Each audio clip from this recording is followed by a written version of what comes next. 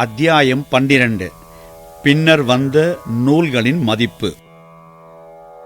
வேதாந்த தத்துவத்தை உபநிஷதங்கள் மற்றைய நூல்கள் மூலம் பரப்பிய பின்னர் தவங்கள் பல இயற்றி அவற்றின் மூலம் ஆன்மீக அனுபவம் பெற்ற முனிவர்கள் வாழ்வின் பல நிலைகளிலும் சமூகத்தில் பல அந்தஸ்துகளிலும் மனிதர் பின்பற்ற வேண்டிய நடத்தையை நெறிப்படுத்தும் வழிகளைப் பற்றி விவரித்து ஸ்மிருதிகளை உண்டாக்கினர்.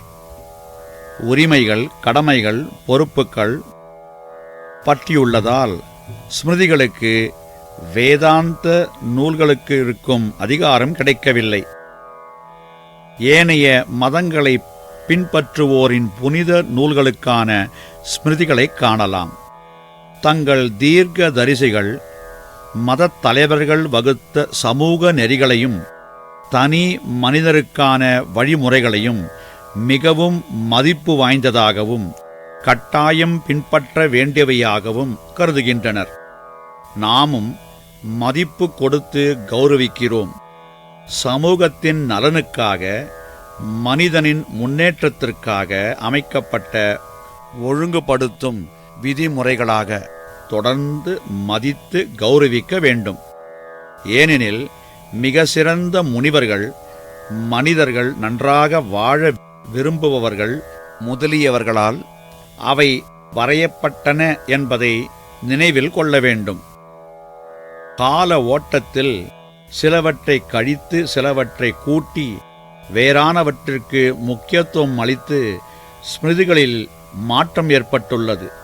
ஞானிகள் ஒவ்வொரு யுகத்திற்கும் ஒரு தனிப்பட்ட ஸ்மிருதியை அத்தியாவசியமானதாக அதிகாரப்பூர்வ ஒதுக்கீடு செய்திருந்தனர்.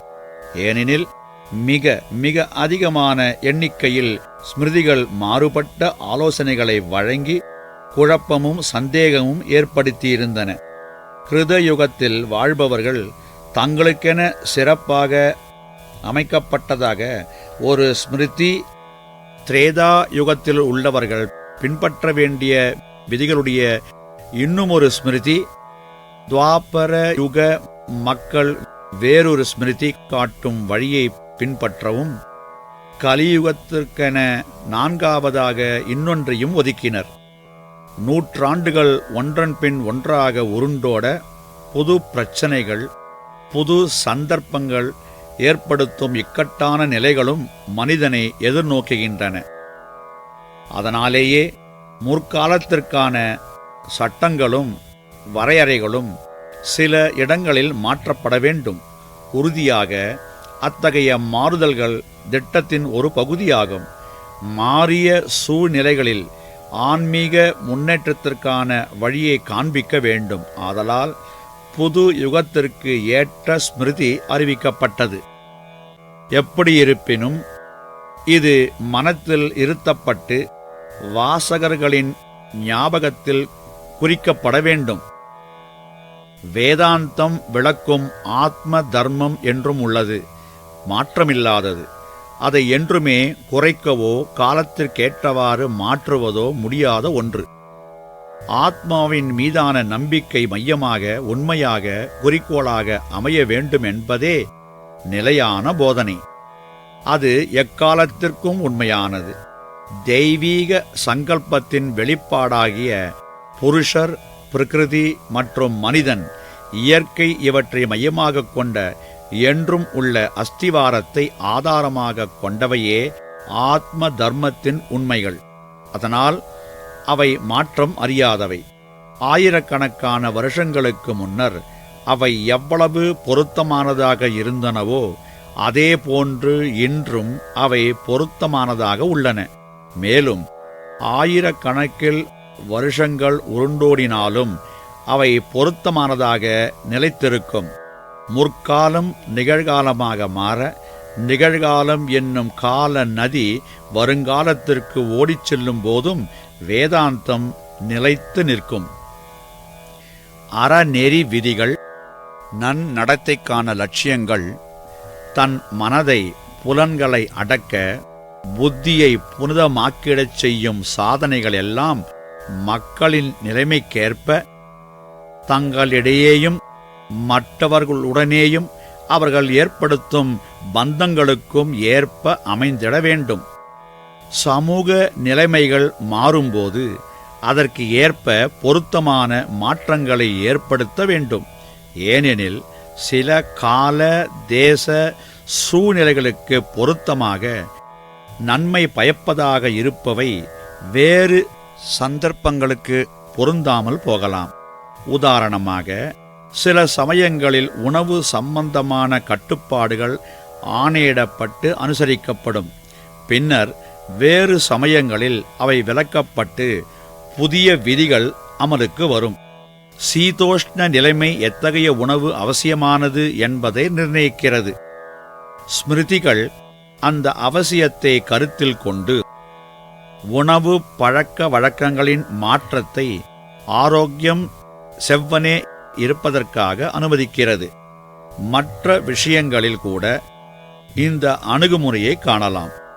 அதே காரணங்களுக்காக நவீன கால சூழ்நிலையில் சமூகத்தில் கடைபிடிக்கும் விதிகள், வரையறைகள் முதலியவற்றில் மாற்றங்கள் ஏற்படுத்துவது விரும்பத்தக்கது. ஆயினும் தர்மத்தின் ஆதார கோட்பாடுகளை பாதிக்காத வண்ணம் பார்த்து கொள்ளல் அவசியம்.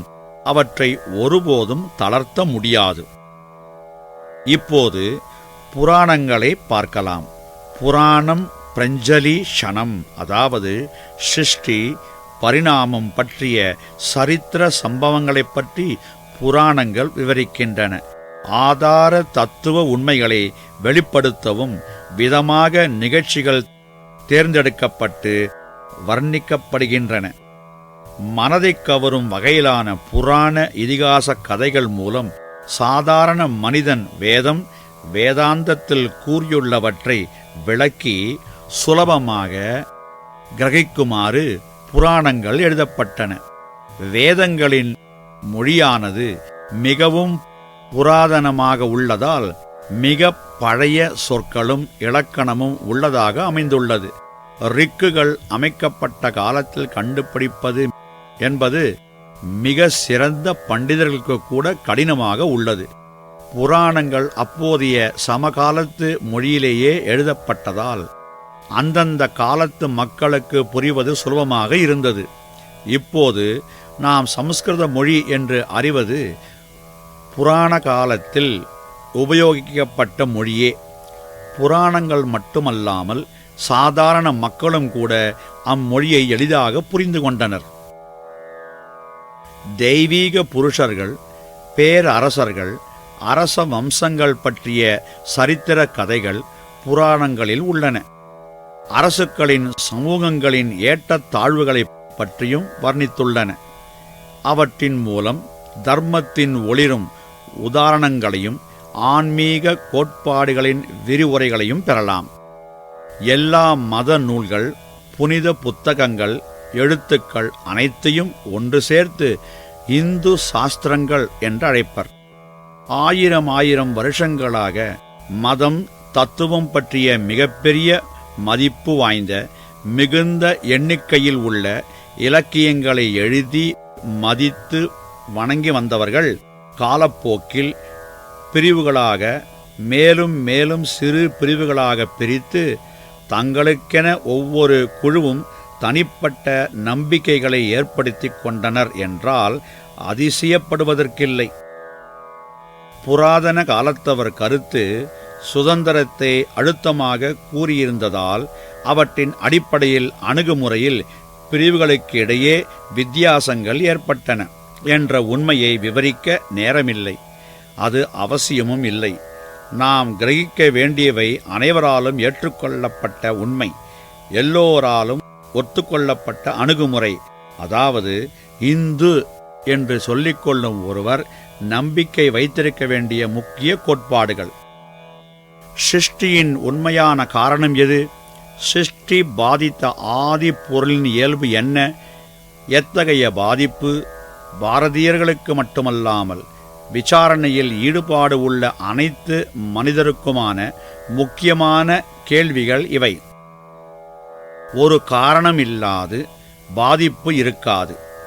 ஒரு அஸ்திவாரம் இல்லாது மேற்கட்டிடம் கிடையாது. கண்ணுக்கு தெரியும் இந்த பிரபஞ்சம் அனைத்திற்கும் பிரம்மமே மூல காரணம். ஆனால் பிரம்மம் என்றால் என்ன? பிரம்மம் என்பது என்றும் உள்ளது, புனிதமானது, எப்போதும் விழிப்பு நிலையில் உள்ளது, எல்லாம் அறிந்தது, பிரிக்க முடியாதது, உருவமற்றது. இந்த பிரபஞ்சம் அல்லது ஜகம் பிரம்மத்திலிருந்து பிறந்தது. இந்த ஜகத்தை பிரம்மம் உருவாக்கி கொண்டிருக்கிறது, பரிணமித்துக் கொண்டிருக்கின்றது, போஷித்துக் கொண்டும் இருக்கிறது. இப்போது மனிதரின் மனங்களில் சில சந்தேகங்கள் எழலாம். சிருஷ்டியில் அவ்வளவு பாரபட்சம் இருப்பது ஏன்? சிலர் ஆரோக்கியத்துடன் பிறக்கின்றனர், சிலர் ஆரோக்கியம் அற்று பிறக்கின்றனர், சிலர் செழிப்பான வளமான கவலையற்ற வாழ்க்கை வாழ்கின்றனர், மற்றும் சிலர் வாழ்க்கை முழுவதும் பயங்கரமான வறுமையில் தத்தளித்து வாடுகின்றனர். நிச்சயமாக சிருஷ்டியின் சிருஷ்டிகர்த்தாவின் பாரபட்சத்தின் அறிகுறிகள் நிறையவே தெரிகின்றன என்று தர்க்கம் செய்யலாம். மரணத்தின் வழியாக வாழ்வு பெருகுகிறது என்பதை தெளிவுபட கூற வேண்டும். மரணத்தை ஆதாரமாக கொண்டதே வாழ்வு. ஒரு ஜந்து இன்னொன்றை தின்று தான் வாழ்கிறது. இந்த பயங்கர கதை தொடர்கிறது. அதுவே இந்த உலகத்தின் இயல்பு. இதன் அனைத்தையும் பார்த்து இந்த உலகம் கடவுளால் படைக்கப்பட்டதென்றால் அவர் மிகவும் கொடுமையானவர் என்று முடிவு செய்கின்றனர். சாதாரண மனிதனின் கண்ணோட்டத்தில் அத்தகைய முடிவு நியாயபூர்வமாக தென்படுகிறது. ஆனால் பாரதிய பரமார்த்த வாகினி என்ற புனித பாரதிய ஆன்மீக கலாச்சார நதி இது சிறிதும் உண்மையில்லை என்று அழுத்தமாக கூறுகின்றது. அது பிரகடனப்படுத்துவது என்னவென்றால், இறைவன் துன்பத்திற்கோ இன்பத்திற்கோ அதிர்ஷ்டத்திற்கோ துரதிர்ஷ்டத்திற்கோ காரணமல்ல என்பதே. அப்படியென்றால் யார் தீமையை நன்மையை கொண்டு வருகின்றார்? அதற்கு பதில் என்னவென்றால் நாமேதான் என்பதே. மழை உழுத நிலத்தின் மீதும் உழாத நிலத்தின் மீதும் சமமாக பொழிகிறது. உழுத நிலமே பயன்பெறுகிறது. மேகங்களை நிந்திக்க முடியாது. அறியாமையில் உழலும் சோம்பேறி தன் நிலத்தை தரிசாக விட்டதுதான் தவறு. இறைவனின் அருள் எப்போதும் கிடைக்க காத்திருக்கிறது. அதற்கு அதிகமானது குறைவானது என்பதோ மேலோங்குவதும் கீழே தாழ்வதும் கிடையாது. நாம் அதை அதிகமாகவோ குறைவாகவோ வாங்கிக் கொள்கிறோம், அல்லது போகுமாறு விட்டுவிடுகிறோம், அல்லது நம் நன்மைக்காக பயன்படுத்துகிறோம். என்ன காரணத்தினால் சிலர் சந்தோஷத்தில் பிறக்கின்றனர், இன்னும் சிலர் துன்பத்தில் பிறக்கின்றனர்? அவர்கள் நல்லதோ கெட்டதோ செய்யவில்லையே. இவ்வாறு சமமில்லாது நடத்தப்படுவதற்கு என்று கேள்வி எழலாம். அவர்கள் இப்பொழுதுதான் பிறந்திருப்பதால் இந்த வாழ்வில் ஒன்றுமே அவர்கள் செய்யவில்லைதான். ஆனால் முந்தைய வாழ்வுகளில் அவர்கள் நல்லதும் கெட்டதும் செய்துள்ளனர். முந்தைய வாழ்வுகளில் செய்ததன் பலனை இந்த வாழ்வில் அனுபவிக்க வேண்டும். இப்போது இந்து தர்மத்தின் எல்லா பிரிவினரும் ஏற்றுக்கொள்ளும் 2 முடிவுகளுக்கு நாம் வரலாம். புத்த சமயத்தவரும் ஜைன மதத்தவரும் கூட இதை ஏற்றுக்கொள்வர். உயிர் வாழ்க்கை முடிவற்றது என்பதை நாம் அனைவரும் உறுதியாக நம்புகிறோம். உயிர் ஒன்றுமில்லாததிலிருந்து தோன்றியிருக்க முடியாது. அது அசைவற்ற சதுப்பு அல்லது சேற்றிலிருந்து பிறந்ததாயின் அதுவும் அசைவற்றதாக இருக்கும் என்று ஒன்று சேர்ந்து ஏற்படுத்திய எல்லா வகை பொருட்களும் பிரிந்து சிதிலமடைந்து நசிந்து விடுகின்றன. காலத்தினால் கட்டுப்பட்ட எதுவும் ஏதோ ஒரு காலத்தில் முடிந்துவிடும். நேற்றுதான் உயிர் வாழ்க்கை ஆரம்பித்ததென்றால் நாளைக்கு அப்புறம் அது இருக்க முடியாது. அதற்கு வேருண்டு என்றால் அந்த வேர்கள் காய்ந்து அந்த மரமும் எப்போதைக்கும் தொடர்ந்து வாழ்தல் அரிது. ஆகையினால் பிரபஞ்சம் எப்பொழுது தோன்றியதோ அப்போதிலிருந்து உயிர் வாழ்க்கையும் இருந்து கொண்டிருக்க வேண்டும். உண்மையை புரிந்து கொள்ள வாதம் செய்வது அவசியமில்லை. பாரதத்தின் புனித நூல்களிலும் எழுத்துக்களிலும் வெளிப்படுத்தி உள்ளதை நவீன விஞ்ஞானம் மேலும் மேலும் நிச்சயமாக தெளிவாக உறுதிப்படுத்துவதை நாம் பார்க்கவில்லையா? ஏதோ ஒரு நாள் இதையும் ஏற்றுக்கொள்ள வேண்டியிருக்கும். பாரதிய கலாச்சாரத்தின் ஆதார நம்பிக்கைகளை ஆன்மீக நூல்களான உபநிஷதங்கள், பிரம்மசூத்திரம், பகவத்கீதை, பிரஸ்தான த்ரயா என்று 3 மூலாதாரங்கள் ஆகியவையே அதிகாரப்பூர்வமானவை என ஏற்றுக்கொள்ளப்பட்டுள்ளன. இந்தியாவில் பலர் அத்வைத வேதாந்தம் ஒன்றுதான் சரியானது என்று கூறுகின்றனர். ஆயினும் இந்த அணுகுமுறை சரியானது அல்ல. ஈஸ்வரனின் குரலே உபநிஷதங்கள், வியாசர் முன் வைத்த கோட்பாடுகள், போதனை முதலியவற்றின் மிக சிறந்த களஞ்சியமே பிரம்மசூத்திரம். தத்துவ போதனைகளை விளக்கும் பல நூல்களில் இது மிக முக்கியமானது. எல்லாவிதமான தத்துவங்களையும் இசையுடன் ஒன்றிணைந்து வெளிப்படுத்துகிறது. முன்னர் இருந்த விரிவுரைகள் எழுத்துக்களை ஆதாரமாக கொண்டதாயினும் முன்னர் உள்ளவற்றிற்கும் பின்னர் வந்தவற்றிற்கும் முரண்பாடு இல்லை. பிரம்மசூத்திரத்தின் நீதி மொழிகளில் ஒவ்வொரு முடிவும் நிறைவும் சமரசமும் பெறுகின்றன. வேதாந்தத்திற்கு இறைவன் ஒரு விமர்சனம் அளித்தது போன்றதே பகவத்கீதை. துவைத, விசிஷ்டாத்வைத, அத்வைத நம்பிக்கைகள் கொண்டவர்கள், எல்லா இந்து சமய பிரிவுகளை சேர்ந்தவர்கள் அனைவரும் உண்மையானதும் அதிகாரப்பூர்வமானதாகவும் கருதி பிரஸ்தானத்ரயத்தை அவர்களது ஆதார நூல்களாக ஏற்றுக்கொண்டுள்ளனர். சங்கரர், ராமானுஜர், மத்வாச்சாரியார், வல்லபாச்சாரியார், சைத்தன்யர் யாராக இருப்பினும் ஒரு புதிய விமர்சனமோ புதிய அணுகுமுறையோ கோட்பாடோ மக்களிடையே பரப்ப நினைத்தால் 3 மூலாதாரங்களான பிரஸ்தானத்ரயத்தின் பார்வை கோணத்திலிருந்து விமர்சனங்களாக பரவ முடியும். ஆகையால் உபநிஷதங்களையும் அவற்றிலுள்ள கோட்பாடுகளையும் மட்டும் வேதாந்தம் என்று வர்ணிப்பது பெருந்தவறாகும். பிரஸ்தானத்ரயத்திலிருந்து எடுக்கும் முடிவுகள் அனைத்தும் உண்மையானதும் வேதாந்தம் என குறிப்பிடக்கூடியவையும் ஆகும். அத்வைதம் போலவே விசிஷ்டாத்வைதமும் துவைதமும் வேதாந்தமென அழைக்க தகுதி வாய்ந்தவையே. பாரதிய சிந்தனையின் மைய கருத்தே இந்த பன்மையின் ஒருமை, வேறுபாட்டினில் இசைவு. பசுவின் உடலில் பால் உள்ளது, பாலில் நெய் உள்ளது. ஆனால் அந்த நெய்யிலிருந்து பசுவிற்கு எந்த பலமும் வராது. பாலை பசுவிலிருந்து கறந்து காய்ச்சி சிறிது புளிப்பான தயிர் சேர்த்து தயிராக்க வேண்டும். தயிரான பின்னர் அதை கடைந்து வெண்ணெய் எடுக்க வேண்டும். அந்த வெண்ணெயை காய்ச்சி தூய்மைப்படுத்திய பின்னரே நெய் கிடைக்கிறது. இப்படி எடுக்கப்பட்ட நெய்யை பசுவிற்கு கொடுத்தால் அது பலம் மிக்கதாகிவிடும். அதேபோல இறைவன் எங்கும் இருந்த போதிலும் மனிதன் சாதனை புரியாவிடின் அவர் அவனுக்கு கிட்டுவதில்லை. எள்ளில் எண்ணெய் இருக்கிறது, பாலில் வெண்ணெய் இருக்கிறது, நிலத்து அடியில் நீர் இருக்கிறது, மரத்தின் உள்ளமைந்ததாக தீ உள்ளது.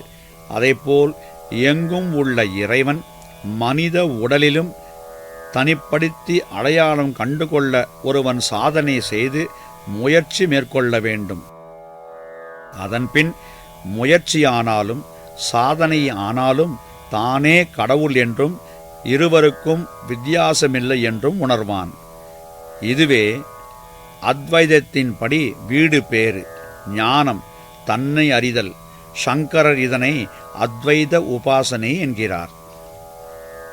இப்போது விசிஷ்டாத்வைதத்தில் உபாசனை. தான் வழிபட ஏங்கும் இறைவனை தன்னிலும் வித்தியாசமானவராக, வேறுபட்டவராக அல்லது தன்னில் ஒரு பகுதியாக ஏதோ ஒரு விதத்தில் தன்னுடன் தொடர்பு உள்ளவராக சாதகன் கருத வேண்டுமா? இது கேள்வி. பதிலை பார்ப்போம். உடலுக்கு ஜீவன்தான் ஆத்மா, இறைவன் ஜீவனின் ஆத்மா. அத்தகைய நம்பிக்கையை உறுதியாக பற்றி கொண்டு இறைவனை வணங்குமாறு ராமானுஜர் கூறினார். இந்த பிரபஞ்சம் அனைத்தும் அவருடைய பகுதியே. இது அவரின் உள் உள்ளது.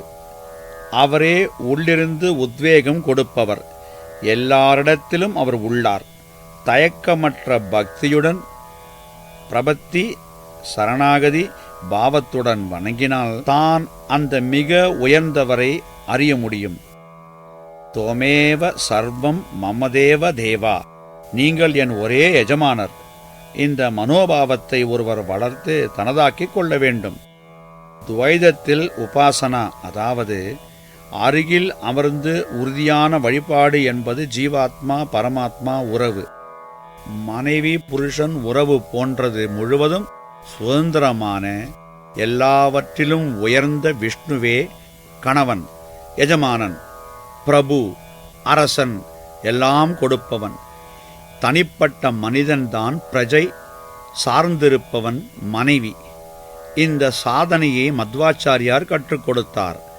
பிரபுவின் கமல பாதங்களை பக்தியுடன் பற்றாவிடின், அதாவது பக்தி இல்லாவிடின் சம்சார சுழலிலிருந்து விடுதலை, ஏன் புத்தி உணர்ச்சிகளை புனிதமாக்குவது என்பது கூட கிடைக்க முடியாது. கற்று சிந்தனை செய்ய அவர்களின் நூல்கள் இல்லாவிட்டாலும் தங்களுள் அமர்ந்திருக்கும் பிரபுவிடம் பரவசத்துடன் கூடிய பக்தி உள்ளவர்களுக்கு பிரபுவின் அழகு, அருள், சக்தியை பற்றிய சிந்தனையே எல்லாவற்றையும் விஞ்சிய பக்தி உணர்வு என்ற ஆனந்தத்தை அளிக்கும். அத்தகைய அனுபவ ஆனந்தத்தை எது தூண்டுகின்றது என்று ஒருவராலும் கண்டுபிடிக்க முடியாது. அத்தகைய பரவச நிலையில் தங்களை மறந்து நாணத்தை தவிர்த்து இறைவனுடன் ஆனந்தமாக ஒன்றிணைவதற்கு ஏங்குவர். அவர்கள் தங்களை மறந்த நிலையில் நடனமாடி உரத்து பாடி உண்மையான மகிழ்வில் ஆனந்தத்தில் திளைத்திருப்பர். இத்தகைய நம்பிக்கையான சாதனையையே மத்வாச்சாரியார் போதித்தார். தன் காதலனுடன் இணைவதற்கான பெருந்தாபமே துவைதோபாசனாவில் உண்மையான அறிகுறி. அதாவது துவைத தத்துவம் வெளிப்படையானவற்றை உபயோகித்து வழிபடல். அவருக்கு பின் வந்தவர் பலரால் இது 1000 வகைகளில் விரிவாக கூறப்பட்டுள்ளது. 5வது வேதமென அழைக்கப்படும் பகவத்கீதை மகாபாரதத்தில் சேர்க்கப்பட்டு அது கூறும் உபாசனாவும் பெறப்படுகிறது. மனிதன் பொருளாயத உலகில், ஆன்மீக உலகில் சந்திக்கும் பிரச்சனைகளை தெளிவுபடுத்தும் ரத்தனங்களால் ஜொலிக்கும் பொக்கிஷமே மகாபாரதம். நாடகத்திற்கு தேவையான அனைத்தையும் சேகரித்து தர்மக்ஷேத்திரம், அதாவது தர்மத்தின் இடம் என்ற நாடக மேடையில் ஸ்ரீ கிருஷ்ணர் தயாரித்து அளித்த மிக சிறந்த மகோன்னத நாடகமே மகாபாரதம். மாதவர், அதாவது ஸ்ரீ கிருஷ்ணர் தான் தயாரிப்பாளர். அந்த நாடகத்தில் நடிக்கும் நடிகர்கள் பாட வேண்டிய பாடல்கள், பேச வேண்டியவை, வருவது போவது என்ற அனைத்தையும் திட்டமிட்டு நடத்திய சூத்திரதாரி. அவர் நடிகர், சாட்சி, தயாரிப்பாளர் ஆகிய அனைத்தையும் ஒன்று சேர்த்து செய்தார். ஒரு பக்கத்தில் அளப்பற்ற உலகாயத வலிமையாயினும் அதர்மத்தில் ஊறியது, இன்னொரு பக்கத்தில் தர்மம் நிரம்பிய வரையறைக்குட்பட்ட ஆத்ம சக்தி. இதுதான் மகாபாரதத்தின் முக்கிய கவரும் தன்மை. இதுவே பகவத்கீதை. மகாபாரதத்தின் முழு சாரமும் அதில் அடங்கியுள்ளது. கரிஷ்யே வசனம் தவ, நீ கட்டளையிட்டவாறே நான் செய்வேன். ஸ்வதர்மே நிதனம் ஸ்ரேயஹ, தன்னுடைய கடமையை செய்வதினால் ஒருவர் பாதுகாப்பும் மகிழ்வும் பெற முடியும். இவை உலகாயத தர்மத்தின் உரைக்கற்கள். வளமையும் முன்னேற்றமும் அளிக்கக்கூடிய பக்தி பாதையை புறக்கணித்து தங்கள் கண்களை மூடி அகம் பிரம்மாஸ்மி, நான் பிரம்மம் என்பதை சிந்தனை செய்து மமதை மிகுந்தவர்களுக்கு அது வெகுமதியாக துன்பத்தையே அளிக்கிறது. உமியை குத்தினால் அரிசியை பெற முடியாது. கிருஷ்ணனுடைய வார்த்தையில் நம்பிக்கை இல்லாது தன் புத்தி காட்டும் வழியில் சென்றால் அது பிரம்ம தத்துவம் என்ற மிக உயர்ந்த சத்தியத்திற்கு இட்டுச் செல்லாது.